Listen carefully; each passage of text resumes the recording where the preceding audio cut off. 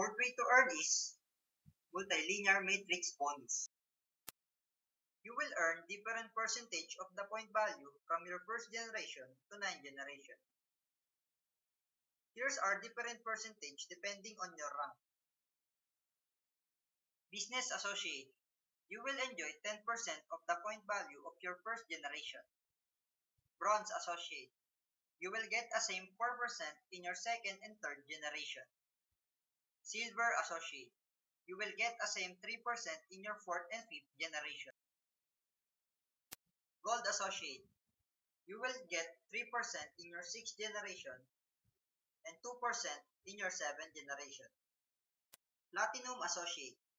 You will enjoy all different percentage starting from first to seventh generation plus another 2% at your 8th and 9th generation. Created using Powtoon.